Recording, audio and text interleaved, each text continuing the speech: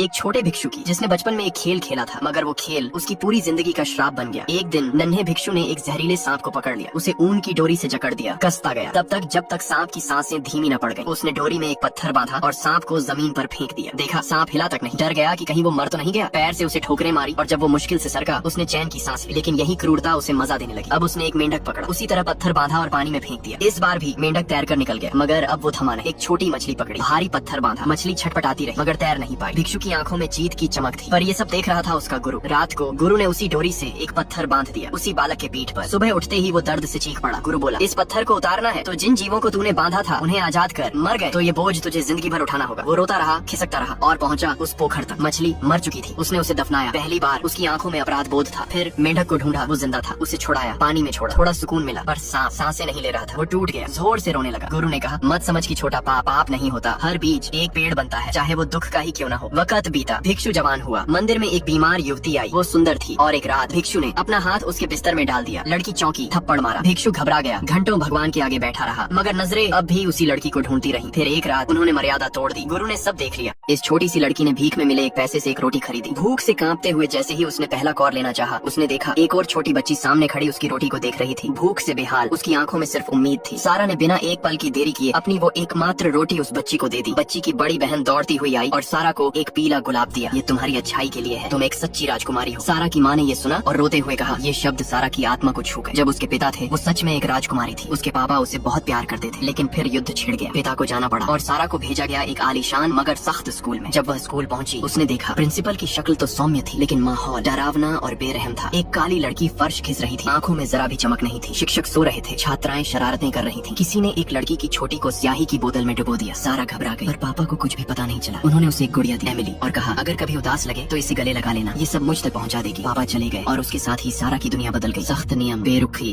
ताने, यहाँ तक कि खाने की मेज पर धन्यवाद बोलने पर भी डांट मिलती थी। फिर एक दिन एक लड़की की माँ चल बसी, कोई उसकी मदद नहीं कर रहा था। सारा आगे बढ़ी और बोली, मैं भी अपनी माँ को खो चुकी हूँ, लेकिन इसका मतलब ये नहीं कि मैं उनसे बात नहीं कर सकती। वो ऊपर से सब सुनती है। सारा ने एक कहानी सुनाई और धीरे धीरे हर बच्चा उसके पास खींचा चला आया। उसकी कहानियों में जादू था। डरी सहमी नौकरानी भी चुपचाप सुनने लगी। पूरे स्कूल में सारा की कहानियों की धूम थी। एक दिन जब लड़की टीवी पर न्यूज देख रही थी, उसकी नजर एक खौफनाक खबर पर पड़ी। एक मारी गई लड़की की गर्दन में वही हार था जो कुछ दिन पहले उसके पापा ने उसे बर्थडे गिफ्ट में दिया था। शक और डर के मारे उसने फौरन हार उतार कर ध्यान से देखा, यहाँ तक कि उस पर वही खरोंच भी थी। उसका दिल बैठ गया। वो कांपते हुए गूगल करने लगी। पिछले कुछ हफ्तों में उनके कस्बे से 13 लड़कियों की लाशें मिली थी और डराने वाली बात ये थी, इन सब की शक्लें उसकी मरी हुई माँ से मिलती थी। उसके शक और गहरे हो गए। हाल ही में उसके पापा हर दिन सुबह जल्दी निकलते थे और देर रात लौटते थे। हिम्मत करके वो उनके कमरे में गई और वहाँ उसे भारी मात्रा में बेहोशी की दवाइयाँ मिली और एक स्केच बुक जिसमें मारी गई लड़कियों की डिटेल थी। तभी पापा की कार की आवाज आई। लड़की ने जल्दी से सब कुछ जगह पर रख दिया और एक बेहोशी की बोतल चुपचाप ले ली। फिर नीचे भागी और टीवी बंद कर दिया, क्योंकि वही न्यूज चैनल ऑन था। पापा घर में घुसे, हाथों में चमड़े के दस्ताने थे। पूछने पर बोले, गाड़ी में ठंड थी इसलिए पहने हैं। फिर दोनों साथ में टीवी देखने लगे, पर लड़की बेचैन थी। रात को जब वो सो नहीं पाई, तभी उसने सुना बाहर कोई चल रहा है। उसने देखा पापा अटारी की सीढ़ियाँ नीचे कर रहे हैं और ऊपर जा रहे हैं। अगले दिन पापा के जाते ही वो अटारी में घुसी। वहाँ बहुत सी अजीब चीजें थी, पुराने फोटो और एक बॉक्स जिसमें महिलाओं की चीजें थी, लिपस्टिक, बालों की क्लिप और खून से सनी एक अंगूठी। अब उसके सारे शक यकीन में बदल गए। उसने सब चीजें टेबल पर रखी और पापा से पूछा, क्या ये सब मर्डर से जुड़े हैं? पापा ने जवाब दिया, ये सब तुम्हारी माँ की चीजें हैं। पर जब उसने हार और न्यूज की तस्वीरें दिखाई, पापा का चेहरा पलट गया। वो चिल्लाने लगे, तू बिल्कुल अपनी माँ जैसी है। लड़की डर गई। वो दौड़कर ऊपर भागी और अपने कमरे को लॉक कर लिया।